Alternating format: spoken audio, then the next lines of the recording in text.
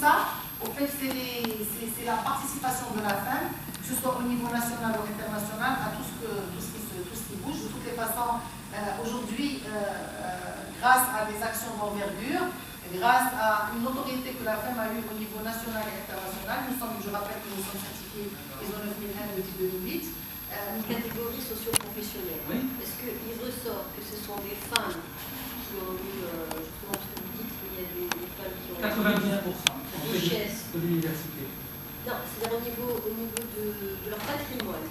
Parce que c'est des femmes qui avaient déjà, qui étaient issues des catégories socio-professionnelles A, ou c'est de tout. C'est-à-dire que c'est des personnes qui ont pris des...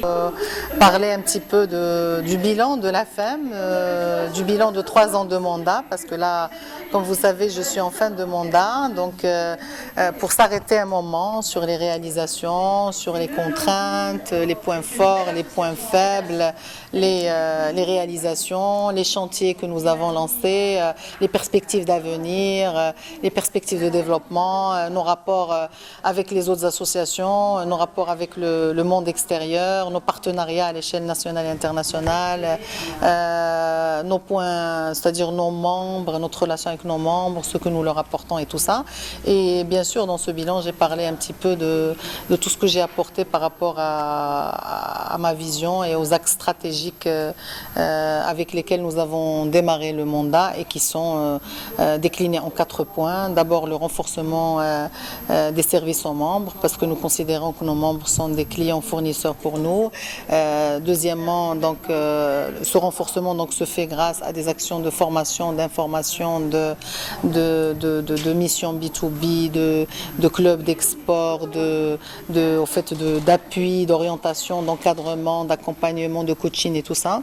Après, le deuxième axe concerne bien sûr l'amélioration ou le renforcement de la création d'entreprises par des femmes.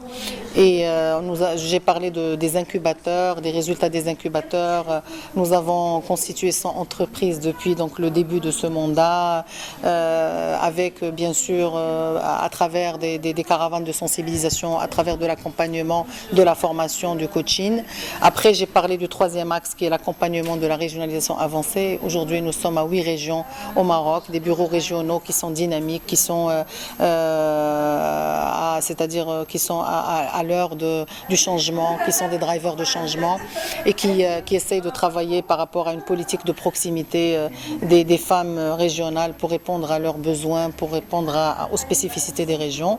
Et puis le quatrième axe, c'est renforcer la représentativité de la femme au niveau des pouvoirs de décision, au niveau des conseils d'administration. Et là,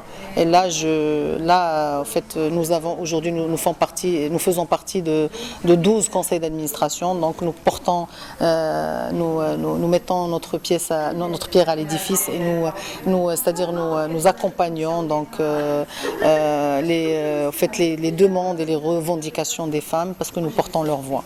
Merci. Je vous en prie. Merci. Merci.